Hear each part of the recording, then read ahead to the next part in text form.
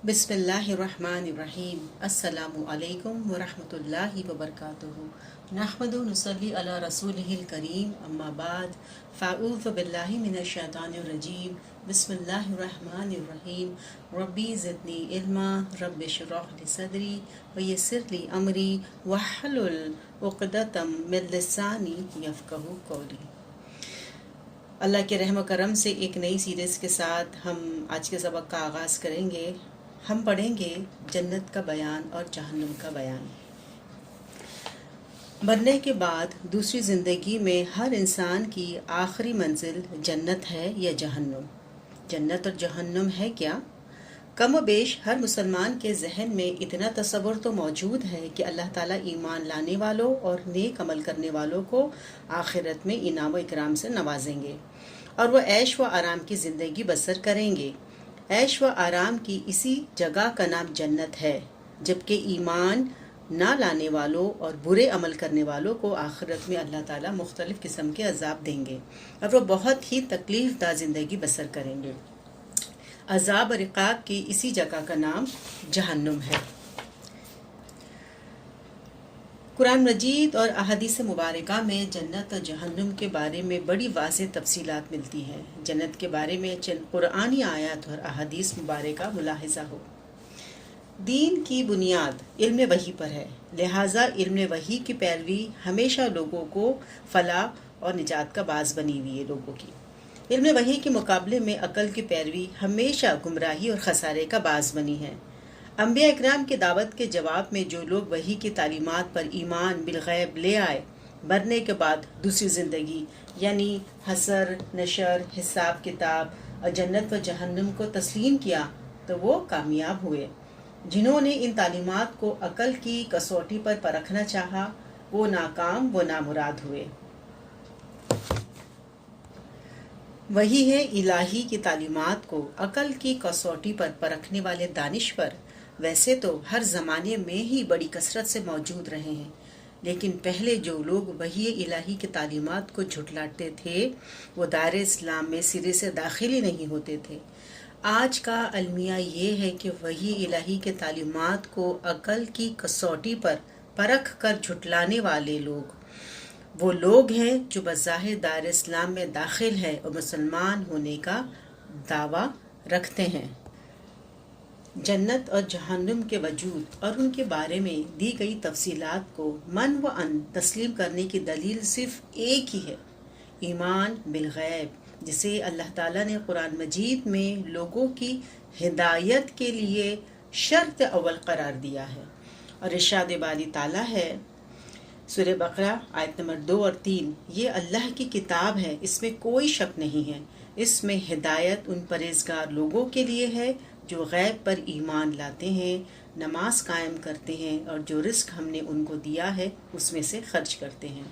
ज़ालिकल किताबु ला रैब फ़ीहि हुदल लिल-मुत्तक़ीन अल्लज़ीना युमिनूना बिल-ग़ैबि व युक़ीमूनस सलाता व मिम्मा रज़क़नाहुम युनफ़िक़ून। जिसका साफ मतलब ये है कि जिस शख्स का ईमान बिल-ग़ैब जितना मुहकम होगा, जन्नत व जहन्नुम पर उसका यकीन भी उतना ही मुहकम होगा। जिस शख्स का ईमान बिलगैब जितना कमज़ोर होगा, उसका जन्नत और दोज़ख पर ईमान भी उतना ही कमज़ोर होगा। बस जिस शख्स की अकल जन्नत या जहन्नुम के वजूद को तस्लीम करने के लिए तैयार नहीं, उसे अपनी अकल की नहीं ईमान की फ़िक्र करनी चाहिए। अहले ईमान का तर्ज अमल तो बिल्कुल वाज़ेह है, जिनका कौल अल्लाह ताला ने खुद नकल फरमा दिया है। सूरह आल इमरान आयत नंबर 193, ए हमारे परवरदिगार, हमने ईमान की तरफ दावत देने वाले की पुकार सुनी कि अपने रब पर ईमान ले आओ, सो हम ईमान ले आए। कुरान मजीद की मज़कूरा तालीमात को सामने रखते हुए यह अंदाज़ा लगाना मुश्किल नहीं है कि जन्नत बिलाशुबा ऐश व इशरत की जगह है, लेकिन इस ऐश व इस इशरत का तस्वुर तक़वा, नेकी, परहेज़गारी और पाकीज़गी के इस मेयार के साथ वाबस्ता है जिसका मुतालबा अल्लाह ताला ने इबादुर रहमान से इस दुनिया में किया था, जिसे वो अपनी तमाम तर मेहनत और रियाजत के बावजूद हासिल ना कर पाए। یہی عباد الرحمن جب جنت میں داخل ہوں گے تو اللہ تعالیٰ اپنے فضل و کرم سے انہیں تقوی، نیکی اور پاکیزگی کے اس معیار مطلوب تک پہنچا دیں گے جس کا حکم انہیں دنیا میں دیا گیا تھا۔ جنت کے اس ماحول کو سامنے رکھیے اور پھر لمحہ بھر کے لیے تصور کیجئے کہ کون سا ایسا مسلمان ہوگا جو جنت میں داخل ہونے کے بعد حور و قصور اور معقولات و مشروبات سے پہلے اپنے محسن اعظم ہادی رحمت للعالمین کی رخ انور کی ایک جھلک دیکھنے کی تڑپ نہ رکھتا ہو۔ قرآن مجید میں اللہ تعالیٰ نے جا بجا جنت کی تفصیلات بتاتے ہوئے پانی کے چشموں، دودھ، شہد اور شراب کی نہروں، پھلوں، باغات، گھنے سایوں، ٹھنڈی چھاؤں، پرندوں کے گوشت، نادر اور قیمتی مسندوں اور حور و قصور کا ذکر فرمایا ہے۔ دنیاوی اعتبار سے یہ ساری چیزیں عیش و عشرت کا نقطۂ عروج سمجھی جاتی ہیں۔ اللہ تعالیٰ قرآن مجید میں ارشاد فرماتے ہیں کہ جنتی لوگ جب جنت میں داخل ہوں گے تو ان کا استقبال، ان کا ویلکم کرنے والے فرشتے سلام علیکم یعنی السلام علیکم کہہ کے ان کا استقبال کریں گے، ویلکم کریں گے۔ طب تم بہت اچھے رہے کہہ کے انہیں مبارکباد دیں گے، جس پر جنتی لوگ الحمدللہ کہہ کے اللہ تعالیٰ کا شکر ادا کریں گے۔ سورہ زمر آیت نمبر 73-74۔ اہل جنت ہر سانس کے ساتھ اللہ تعالیٰ کی تسبیح سبحان اللہ کہنا اور تحمید الحمدللہ کہنا کریں گے۔ جب ایک دوسرے سے ملیں گے تو السلام علیکم کہیں گے۔ باہمی گفتگو کے خاتمے پر الحمدللہ رب العالمین کے پاکیزہ کلمات ادا کریں گے۔ سورہ یونس آیت نمبر 10۔ جنتی لوگ کوئی فضول، بے ہدہ، فحش، جھوٹی، لغو بات کریں گے نہ سنیں گے۔ سورہ واقعہ آیت نمبر 25۔ عربی زبان میں جنت باغ کو کہتے ہیں، اس کی جمع جنات اور جنان باغات ہیں۔ اس جنت کا حدود اربع کیا ہے، اس کا ٹھیک ادراک نہ صرف مشکل بلکہ ناممکن ہے۔ قرآن مجید میں اللہ تعالیٰ نے خود ہی بات ارشاد فرمائی ہے۔ سورہ سجدہ آیت نمبر 17 میں کوئی شخص نہیں جانتا جو کچھ ان کی آنکھوں کی ٹھنڈک کے لیے ان سے چھپا کر رکھا گیا ہے، یہ بدلہ ہے ان اعمال کا جو وہ کرتے رہے۔ جنت میں داخل ہونے والے آخری آدمی کو اتنی جگہ عطا فرمانے کے باوجود جنت میں اتنی زیادہ جگہ بچ جائے گی کہ اسے پر کرنے کے لیے اللہ تعالیٰ ایک دوسری مخلوق پیدا فرمائیں گے۔ اسے مسلم نے روایت کیا ہے۔ جنت کے درجات کا ذکر کرتے ہوئے رسول اکرم صلی اللہ علیہ وآلہ وسلم نے ارشاد فرمایا ہے کہ اس کے 100 درجے ہیں اور ہر درجے کے درمیان زمین و آسمان کے برابر فاصلہ ہے۔ ترمذی۔ جنت کے سایہ دار درختوں کا ذکر کرتے ہوئے رسول اکرم صلی اللہ علیہ وسلم نے ارشاد فرمایا ہے کہ ایک درخت کا سایہ اتنا طویل ہوگا کہ گھوڑ سوار 100 سال تک اس کے سائے میں سفر کرے تب بھی سایہ ختم نہیں ہوگا۔ اسے بخاری نے روایت کیا ہے۔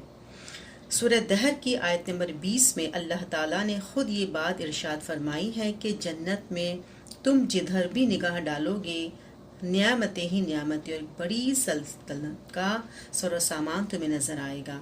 دنیا میں خواہ کوئی شخص فقیر بے نواحی کیوں نہ رہا ہو، جب وہ اپنے اعمال خیر کی بنا پر جنت میں جائے گا تو وہاں اس شان سے رہے گا کہ گویا کہ وہ ایک عظیم الشان سلطنت کا مالک ہے۔ جنت میں انسان کیسی زندگی بسر کریں گے، اہل جنت کے ذاتی اوصاف کیا ہوں گے، اہل جنت کی عائلی زندگی کیسی ہوگی، اہل جنت کا خورد و نوش اور رہن سہن کیسا ہوگا، چند پہلوؤں کی پہ ہم نظر ڈالتے ہیں۔ ذاتی اوصاف: اہل جنت کے چہرے روشن ہوں گے، آنکھیں قدرتی طور پر سرمگی ہوں گی، سر کے بالوں کے علاوہ سارے جسم پر کہیں بال نہیں ہوں گے، حتیٰ کہ داڑھی اور مونچھ کے بال بھی نہیں ہوں گے۔ عمر 30 اور 35 کے درمیان ہوں گی۔ ارشاد نبوی صلی اللہ علیہ وسلم ہے کہ جنت کی عورت اگر لمحہ بھر کے لیے دنیا میں جھانک لے تو اس کا چہرہ مغرب و مشرق کے درمیان ہر چیز کو روشن کر دے گا اور مشرق و مغرب کے درمیان ساری فضا کو خوشبو سے معطر کر دے گا. اسے بخاری نے روایت کیا ہے. پھر ہے آئلی زندگی. جنت میں کوئی شخص بن بیایا چڑھا نہیں ہوگا، یعنی ان میرڈ نہیں ہوگا. ہر آدمی کی 2 بیویاں ہوں گی اور یہ دونوں بیویاں بنت آدم سے ہوں گی. دنیا کی ان عورتوں کو اللہ تعالیٰ جنت میں داخل ہونے سے پہلے دوبارہ پیدا فرمائیں گے اور اسی حسن و جمال سے نوازیں گے جو جنت میں پیدا ہونے والی عورتوں یعنی حوروں کا ہوگا. ہم تھوڑی تھوڑی ہی ڈیٹیلز دیکھ رہے ہیں، پڑھ رہے ہیں، انشاءاللہ تعالیٰ آگے جا کے ڈیٹیل میں پڑھیں گے. پھر ہے کہ ایک ہی خاندان کے قریبی اعضاء مثلا والدین، دادا دادی، نانا نانی، بیٹا بیٹی، پوتا پوتی وغیرہ اگر درجات کے اعتبار سے ایک دوسرے سے فاصلے پر ہوں گے تو اللہ تعالیٰ اپنے فضل و کرم سے کم درجے والوں کا درجہ بڑھا کر سب کو آپس میں ملا دیں گے. سبحان اللہ و بحمدہ سبحان اللہ العظیم. پھر خورد و نوش. جنت میں داخل ہونے کے بعد اہل جنت کی سب سے پہلی ضیافت مچھلی کے جگر کلیجی سے کی جائے گی اور دوسری میزبانی بیل کے گوشت سے کی جائے گی. مشروبات میں سے سب سے پہلے سلسبیل نامی چشمے کا پانی پلایا جائے گا جس میں زنجبیل کی آمیزش ہوگی. ہر طرح کے لذیذ پھل جن میں سے انگور، انار، کھجور اور کیلے کا بطور خاص قرآن مجید میں ذکر کیا گیا ہے عطا کیے جائیں گے. نیز ہر طرح کے خوش ذائقے خوشبودار مشروبات جن میں سے دودھ، شہد، آب کوثر اور زنجبیل یا کافور کی آمیزش والا پانی خاص طور پر قابل ذکر ہیں. اہل جنت کی تواضع کے لیے سونے، چاندی اور شیشے کے برتنوں میں پیش کیے جائیں گے. معقولات اور مشروبات کا ذائقہ کبھی خراب نہیں ہوگا بلکہ ہر لمحہ تازہ بتازہ اور نو بنو ہوں گے. جنتی کسی درخت سے خود پھل توڑ کر کھانا چاہیں تو پھل خود بخود ان کی پہنچ میں آ جائے گا. کسی پرندے کا گوشت کھانا چاہیں تو آنن فانا تیار کر کے حاضر کر دیا جائے گا. جنت کی ساری نعمتیں جو ہیں ابدی ہوں گے، ان میں کبھی کمی واقع نہیں ہوگی، نہ ہی کبھی ختم ہوگی، نہ ہی ان کا تعلق کسی خاص موسم سے ہوگا. اور سب سے بڑھ کر یہ ان نعمتوں کے حصول کے لیے کسی جنتی کو کسی سے اجازت نہیں طلب کرنی پڑے گی. یہی مطلب ہے اللہ تعالیٰ کے اس ارشاد مبارک کا سورہ واقعہ آیت نمبر 33، یعنی جنت کی نعمتوں کا سلسلہ نہ تو منقطع ہونے والا ہے نہ ان سے کسی کو روکا جائے گا. بود و باش. جنت میں ہر جوڑے کی ایک الگ وسیع و عریض مملکت ہوگی جس کے محلات کی تعمیر سونے چاندی کی اینٹوں اور اعلیٰ قسم کے مسک سے کی گئی ہوگی.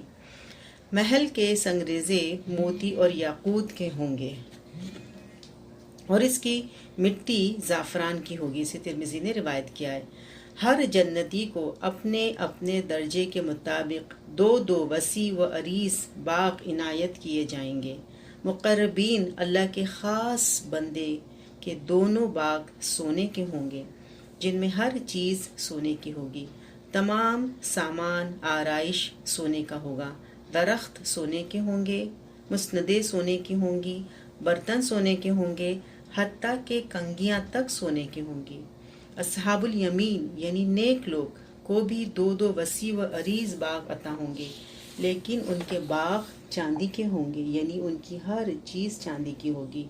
ان باغات میں اعلیٰ و عرفہ بالا خانے ہوں گے جن میں سبز ریشم کے قالینوں پر نفیس اور نادر تکیہ آراستہ ہوں گے.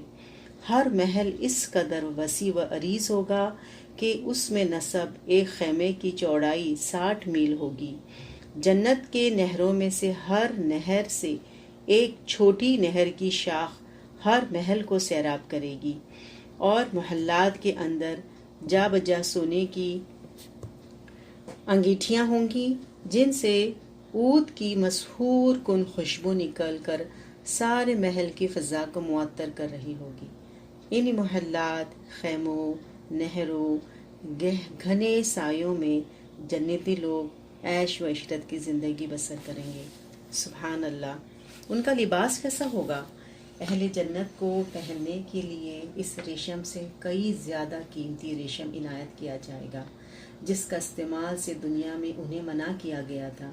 ریشم کے علاوہ بے شمار دیگر اقسام کی قیمتی زرق برق لباس، جن میں سندس، استبرق اور اطلس کا خاص طور پر ذکر کیا گیا ہے، بھی عنایت کیے جائیں گے۔ جنتی خواتین کے علاوہ مرد بھی سونے اور چاندی کے زیورات پہنیں گے۔ یاد رہے کہ جنت میں استعمال ہونے والا سونا دنیا کے سونے سے کئی زیادہ افضل ہوگا۔ پھر ہے رضا الہی۔ جنت کے تمام مذکورہ نعمتوں کے علاوہ جنت میں اہل جنت کے لیے سب سے بڑی نعمت اپنے خالق، مالک اور رازق کی رضا اور خوشنودی ہوگی، جس کا ذکر قرآن مجید میں بہت سی جگہوں پر کیا گیا ہے۔ سورہ آل عمران میں ہے، آیت نمبر 15 میں، متقی لوگوں کے لیے ان کے رب کے پاس نہریں ہیں، جن کے نیچے نہریں بہتی ہوں گی، وہ ان باغوں میں ہمیشہ رہیں گے اور ان باغوں میں ان کے لیے پاکیزہ بیویاں ہوں گی اور اللہ کی رضا سے وہ سرفراز ہوں گے۔ رسول اکرم صلی اللہ علیہ وسلم نے یہ بات ارشاد فرمائی ہے کہ اللہ تعالیٰ اہل جنت کو مخاطب کر کے ارشاد فرمائیں گے، اے جنت والو! جنتی عرض کریں گے کہ اے ہمارے پروردگار، ہم حاضر ہیں تیری خدمت میں اور تیری اطاعت میں، ہر طرح کی بھلائی تیرے ہی ہاتھ میں ہے۔ اللہ تعالیٰ پھر ارشاد فرمائیں گے، کیا اب تم لوگ خوش ہو؟ جنتی عرض کریں گے، اے ہمارے پروردگار، ہم کیوں خوش نہ ہوں؟ تو نے ہمیں ایسی ایسی نعمتیں عطا فرما دی ہیں جو اپنی مخلوق میں سے کسی کو نہیں دے۔ اللہ تعالیٰ ارشاد فرمائیں گے، کیا میں تمہیں وہ نعمت عطا نہ کروں جو ان سب نعمتوں سے افضل ہے؟ جنتی عرض کریں گے کہ یا رب، وہ کون سی نعمت ہے جو ان سے بھی افضل ہے؟ اللہ تعالیٰ فرمائیں گے، میں تمہیں اپنی رضامندی سے سرفراز کرتا ہوں، آج کے بعد میں تم سے کبھی ناراض نہیں ہوں گا۔ اسے بخاری مسلم نے روایت کیا ہے۔ ان لوگوں کی خوش نصیبی کا کیا کہنا جنہیں اللہ تعالیٰ کی رضا حاصل ہوگی اور وہ اللہ کے غصے سے پناہ ملے گی، اور ان لوگوں کی بدنصیبی کا کیا ٹھکانہ جو اللہ کی رضا سے محروم ہوں گے اور اللہ کے غضب کے مستحق ٹھہریں گے۔ اللہ تعالیٰ تمام مسلمانوں کو دنیا اور آخرت میں اپنے خاص فضل و کرم سے، اپنی رضا اور خوشنودی سے سرفراز فرمائے اور اپنی ناراضگی سے پناہ میں رکھیں۔ آمین۔